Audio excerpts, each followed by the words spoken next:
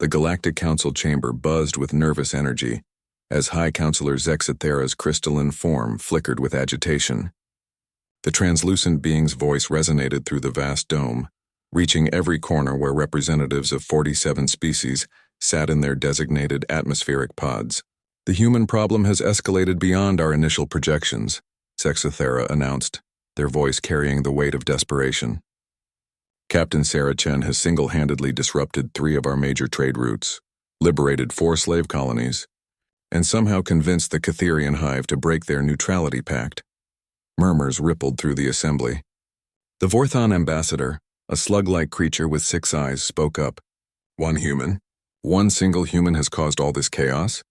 Impossible, hissed the draconic representative, smoke curling from their nostrils. Our intelligence suggests humans are weak, short-lived creatures with primitive technology. Zexithera's form pulsed red, their species equivalent of a bitter laugh. That was before we encountered Captain Chen. She's proven that our assessments were inadequate. 3 months earlier, Sarah Chen had arrived in the Outer Rim aboard a modified cargo freighter that looked like it was held together with hopes and prayer.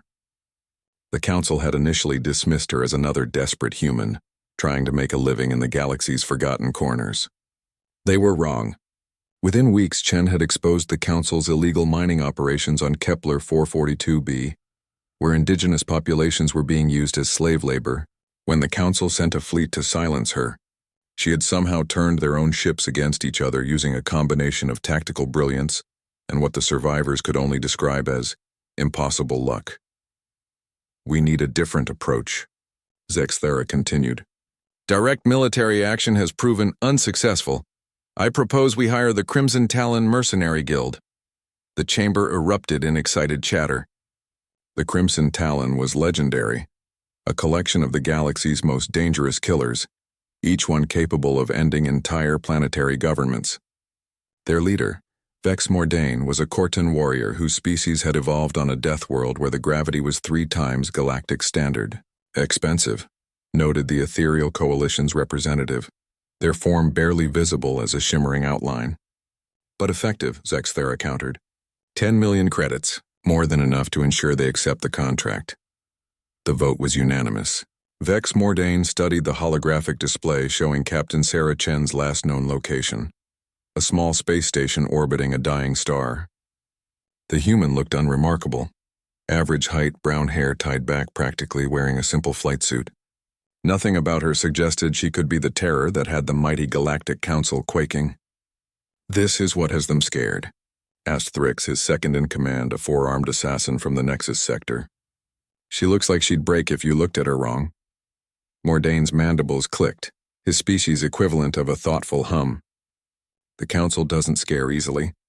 There's more to this human than appearances suggest. He assembled his best team, Thrix with her poison-tipped claws, Gorham the Destroyer whose cybernetic implants could punch through starship hulls, and Whisper, a shadow walker who could phase through solid matter. Together they had never failed a mission. The Crimson Talon approached Chen's location expecting a quick kill and an easy payday. What they found instead was a trap that defied every tactical manual in the known galaxy. Chen had somehow anticipated their arrival. The space station wasn't her hideout, it was her weapon.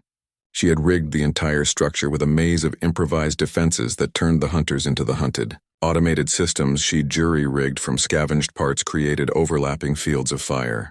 The station's artificial gravity shifted and changed at her command, sending the mercenaries tumbling through corridors that seemed to reconfigure themselves. How is this possible? Thrix screamed over the comm as she found herself trapped in a chamber where the walls were slowly closing in. Mordain watched his team being systematically dismantled by someone who should have been easy prey. The human's voice echoed through the station's communication system, calm and steady despite the chaos. You know what your mistake was, Chen said. You assumed I was just another scared human trying to survive out here. But I'm not running from anything. I'm hunting. Gorham the Destroyer, whose name had once struck fear into the hearts of entire star systems, found himself cornered by maintenance drones that Chen had weaponized. The irony wasn't lost on him as his own enhanced strength became useless against the swarm of small agile machines. One by one, Mordain's team fell. Not dead. Chen wasn't a killer unless she had to be. But captured, defeated, and utterly demoralized. When the Shadow Walker tried to phase through a wall to escape, they found themselves trapped in a containment field that Chen had somehow anticipated and prepared for. Impossible, Mordain whispered as he stood face to face with the human who had just dismantled his legendary crew single-handedly. Chen smiled, and for the first time, Mordain truly understood why the Galactic Council was afraid. It wasn't just her tactics or her resourcefulness. It was the look in her eyes, the absolute certainty of someone who had already calculated 17 different ways to win before the fight even started. "Your employers didn't tell you the whole story," Chen said, holstering the simple plasma pistol that somehow seemed more dangerous in her hands than military-grade weapons in others. "Humans don't just adapt to survive. We adapt to thrive. And right now, this galaxy needs some thriving."